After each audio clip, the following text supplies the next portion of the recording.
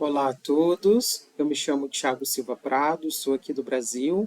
Eu escrevi esse texto em parceria com a minha orientadora de doutorado, a professora doutora Maria Terezinha Belanda Galuc. É um prazer estar participando deste evento e poder compartilhar um pouquinho dessa trajetória que também faz parte das minhas investigações no programa de doutorado em educação da Universidade Estadual de Maringá. Então, o título do meu texto é Teoria Crítica da Sociedade e a Virtualização do Ensino Superior. Estes são objetos, então, que eu venho buscando compreender durante o meu processo de doutoramento aqui no Brasil. É importante a gente trazer essas discussões neste momento, onde a nossa sociedade tende a buscar por virtualização não só da educação, mas de vários aspectos da nossa vida. Então, no texto completo, eu começo abordando justamente essa questão, que as tecnologias elas estão presentes no nosso cotidiano de diversas formas. Então, desde o despertador matinal, que geralmente nós utilizamos o próprio smartphone para nos acordar, né, no período da manhã, até mesmo os nossos documentos pessoais. Aqui no Brasil nós temos uma infinidade de aplicativos onde nós conseguimos tirar extratos bancários, acessar os dados da nossa conta bancária e até mesmo os documentos pessoais, como a carteira de habilitação e também a carteira de trabalho. Então, vem crescendo essa virtualização de vários processos da nossa vida. E isso precisa ser investigado na comunidade acadêmica. Tem um estudo que foi feito pela Fundação Getúlio Vargas, no ano de 2022, que diz que no Brasil são existe mais de um smartphone por habitante e são 242 milhões de celulares inteligentes em uso no Brasil. Adicionando os notebooks e os tablets, são 352 milhões de dispositivos portáteis, ou 1,6 por habitante. Esse mesmo relatório aponta que a estimativa é de ultrapassar 216 milhões de computadores em uso no Brasil no ano de 2023. Então, nós estamos falando de um aparato técnico que vem surgindo e potencializando-se, com os últimos anos. Na sequência, eu falo um pouquinho do processo que a pandemia proporcionou em relação ao uso da tecnologia. Então, nós sabemos que as legislações sanitárias pediram, no período da pandemia, que houvesse o distanciamento social. Com isso, vários aspectos que antes eram várias coisas que nós fazíamos que até então eram somente presenciais passaram a ser realizadas com o uso da tecnologia, como, por exemplo, as aulas escolares. Então, os colégios, as universidades, eles passaram a transmitir as suas aulas num período que a gente chamou de ensino remoto emergencial. Então, tudo aquilo que era feito na sala de aula convencional foi transportado para o ambiente virtual de aprendizagem.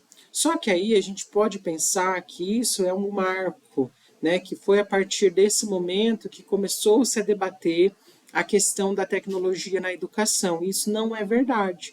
Então, nós vamos entender que essa inserção do computador nas escolas, do computador utilizado como mecanismo de educação, ele remonta lá à década de 1950, uma primeira iniciativa lá na IBM, com a disciplina de matemática. Então, não é algo novo, mas é algo que foi potencializado por uma emergência internacional. E aí a gente começa, então, a debater um outro fenômeno que vem surgindo aqui no Brasil, que é a virtualização dos cursos presenciais. Como que isso funciona? São políticas públicas educacionais que vêm sendo desenvolvidas com a finalidade de inserir nos cursos presenciais disciplinas ou carga horária de disciplinas na modalidade à distância.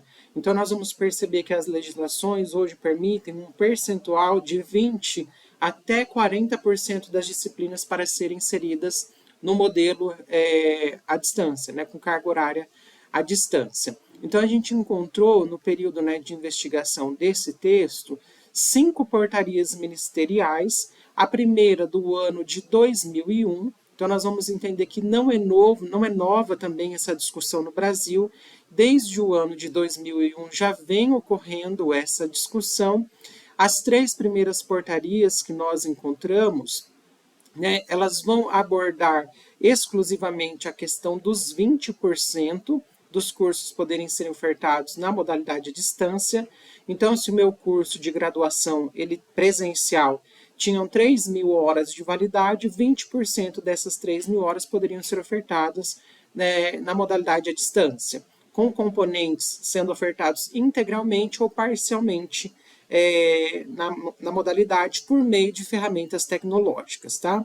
Depois dessas 3 portarias iniciais que tratam dos 20%, nós temos uma portaria ministerial do ano de 2018 e uma do ano de 2019. Então, o Ministério da Educação brasileiro emitiu no ano de 2018 a portaria 1428 e, posteriormente, a portaria 2117 de 2019. Essas duas portarias elas vão ampliar essa possibilidade, onde as instituições de ensino superior podem chegar até 40% dos cursos para serem ofertados na modalidade à distância. Tem alguns pontos que são destacados nessas duas últimas portarias. Por exemplo, tem um detalhe dessas portarias que eu acho que vale a pena a gente ressaltar, que é a possibilidade de ampliação da oferta de disciplinas da modalidade à distância não se aplica aos cursos de graduação presenciais da área da saúde e também às engenharias. Então, nem a área da saúde, nem a área das engenharias devem fazer o uso dessa possibilidade, né, da inserção dos 40% à distância. Então, a primeira parte do meu texto, eu venho apresentando essas legislações, falando um pouco sobre o período de criação dessas legislações e o que elas abordam, que sempre, né, em todas elas, a gente percebe que é somente a parte burocrática para que as instituições dela façam uso. Mas não é apresentado em nenhum momento nessas portarias quais são as consequências dessa utilização, quais as consequências da ampliação das tecnologias. E como nós buscamos entender a partir da teoria crítica da sociedade, aí a gente vai buscar lá em Adorno, Horkheimer e Marcuse, que são os autores da Escola de Frankfurt, para tentar debater esse assunto. E aí a gente vai entender a tecnologia na perspectiva desses autores, né? Quando Marcuse diz, por exemplo, que a tecnologia ela precisa ser vista como um processo social no qual a técnica propriamente dita não passa de um fator parcial. Então, a tecnologia, como modo de produção, como a totalidade dos instrumentos, dispositivos e invenções que caracterizam a era da máquina, é ao mesmo tempo uma forma de organizar e perpetuar as relações sociais, um instrumento, né, de controle e dominação. A tecnologia, se ela é apropriada de forma inadequada, ela pode ter um fim muito perigoso. E aí no texto eu vou trazer o exemplo que o Marcuse mesmo traz na sua obra, que é o Terceiro Reich, ou a Alemanha nazista. Então, nesse período de Alemanha nazista, a tecnologia ela foi utilizada para a intensificação do trabalho, para a propaganda e também para o treinamento dos jovens e operários, a organização da burocracia governamental, industrial e partidária, que juntos, né, constituíram ali naquele período nazista os implementos diários do terror. Então, eles seguiam as diretrizes da eficiência tecnológica, sem uma autorreflexão, uma autocrítica, sem colocar em debate quais eram as consequências dessa tecnologia. Então, essa tecnologia foi a mesma que proporcionou um conhecimento para a criação das pontes, dos trens, das armas, que provocaram tanta destruição naquele período.